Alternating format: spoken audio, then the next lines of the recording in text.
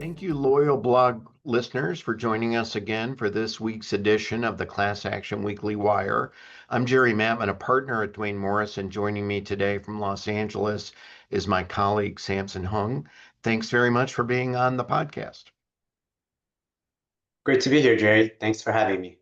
Today, we're here to discuss a recent court ruling relating to settlement approval of a ginormous class action involving the NCAA and the Power Five conference members, requiring them to pay $2.8 billion worth of damages, characterized as back pay, to compensate student athletes for the denial of name, image, and likeness, known as NIL, opportunities under prior NCAA eligibility rules. The settlement class, subject to certain exclusions, includes all D1 student athletes who competed from 2016 to the present. Compensation will be distributed to account for the lost NIL, video game, and broadcast-related opportunities that were previously restricted under the NCAA rules. The new compensation model will mirror elements, I believe, of professional sports leagues, perhaps marking the end of the era of amateurs in college athletics. But the settlement faced some legal impediments and challenges for objectors. Samson, what's the latest from the courthouse as to what's going on with this particular settlement approval process? Sure, thanks, Jerry. The court's recent order addressed 7 separate objections filed by incoming members of the injunctive relief settlement class following the July 23, 2025 notice. Under the settlement agreement, these class members could object within 60 days of receiving notice. The objections were heard on November 6, 2025, and the court ultimately rejected every objection. Let's unpack that a little bit and talk about some of the specific objections, beginning with Catherine Ernst of Vanderbilt University. As I understand it, she had asserted some objections challenging the treatment of various benefits in the revenue sharing pool cap and objecting to the release of claims subject to the distribution in the general settlement fund. That's right, and the court ultimately rejected the arguments as duplicative of issues already addressed by the court in the final approval order. Ernst also raised new objections related to Title IX compliance in her school's distribution of revenue-sharing payments, requesting court-imposed modifications to the injunctive relief settlement. I thought it was interesting because the judge emphasized that it lacked authority to, in essence, rewrite the settlement agreement, which is what the Vanderbilt student issued. It cited Chestnut of Ninth Circuit case law, Hansen versus Chrysler Corporation, in terms of the ability of a district court to review and approve or reject a class action settlement. So in this particular situation, the Title IX claims were not released, and athletes may bring those claims independently, as I understand it. Yes, that's right, Jerry. And also, Ernst additionally asserted that adequacy of representation was lacking because none of the named plaintiffs are actually current student athletes. However, the court reiterated its prior holding that the named plaintiffs share the same overarching interest as all class members of securing a more competitive labor market for college athletes. Moreover, the court has since appointed Miller Moss, who is an active D1 athlete, as an additional class representative. So the concern wasn't really a concern for the court.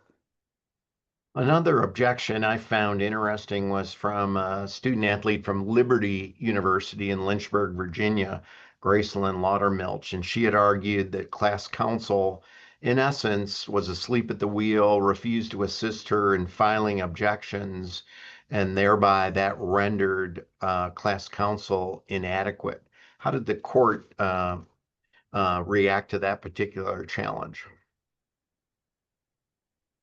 Well, the court rejected the theory. The court explained that class counsel do not represent objectors, and Objectors may appear pro se, representing themselves, or they may hire independent counsel, but that does not implicate the adequacy of class counsel's representation during settlement negotiations. Laudermilch also argued that the roster limits provisions were adopted without adequate input from the named plaintiffs. However, the court found no support for that contention in the record. Named plaintiff Grant House provided a declaration confirming regular consultation with class counsel during negotiations, and statements attributed to him on a podcast were not actually before the court. Laudermilch further challenged the adequacy of the notice program, asserting that children as young as 8 years old should receive notice of the settlement because they may one day participate in D1 athletics. The court rejected that position as well, finding that Rule 23 and due process standards require notice that is reasonable and practical, and it is not feasible to identify future athletes who have not yet been recruited. The approved notice program, in which incoming D1 athletes receive notice upon joining their teams, was found by the court to be fully adequate.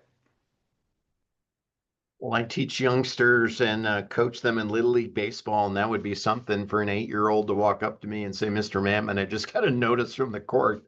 So we'll see how that works. I also thought that this particular athlete had challenged the roster limit provisions on the grounds that athletes with DSA status were being cut, and the court held that she lacked standing because she herself had not been cut. And additionally, the DSA status had been intended to guarantee roster spots, but actually all it did is exempted affected athletes from roster limits when transferring to other D1 programs. And that raised another objector, and that was Reed McConnell of Long Island University, who argued he was cut from the lacrosse team at his university, but not granted DSA status. How did the court react to that particular challenge?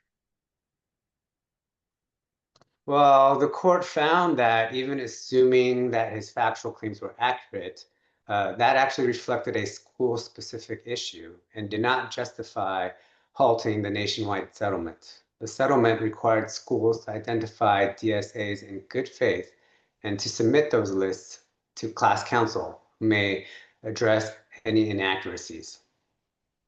I know the final four objectors were from Cal Poly State University, and they were on the diving and swimming team, and their programs were eliminated after the university opted in. How did the court treat their objections? Well, each objector argued that the injunctive relief settlement caused or incentivized the program cuts, thereby harming their athletic opportunities, and in one case, the student's athletic scholarship. Several objectors also raised concerns about Title IX compliance. Again, the court rejected each objection on the same basis.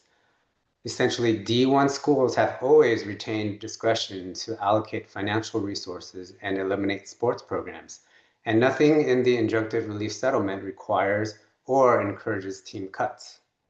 Therefore, any injury resulting from program elimination stems from each institutional's own choice, not from the settlement. The court also reiterated that it cannot and does not have the power to modify the settlement to impose Title IX compliance mechanisms. And because Title IX claims were not being released under the settlement, any affected athletes may pursue those claims separately. Pretty remarkable that a $2.8 billion settlement with extensive injunctive relief was approved. Judge left it in place. It certainly represents a seismic shift in the regulation of college athletics and formalizes a compensation model for student athletes and introduces robust oversight with NIL activity. It remains to be seen if eighth graders on Little League baseball teams get a notice and what they do with it, but certainly quite a ruling when it comes to settlement approval orders in 2025. Absolutely, Jerry. And colleges, collectives, and student athletes must now carefully navigate this evolving regulatory environment. Institutions should consult with counsel to address these considerations and develop strategies, including draft template agreements that adequately address all of these considerations to optimally position institutions to comply with and profit from this new opportunity. Well, thanks so much, Samson, for joining us on this week's Class Action Weekly Wire and breaking down a very complex yet important settlement. As our readers know, Chapter 20 of the Duane Morris Class Action Review contains an analysis of settlement approval rulings throughout federal and state courts and class actions over the past year. And by far and away, this one is one of the most complex and most significant in terms of what we're going to discuss in that chapter, our book being launched in the first week of January of 2026. So thank you, Samson, and thank you all our listeners for joining us this week. Thanks, Jerry. It was a pleasure.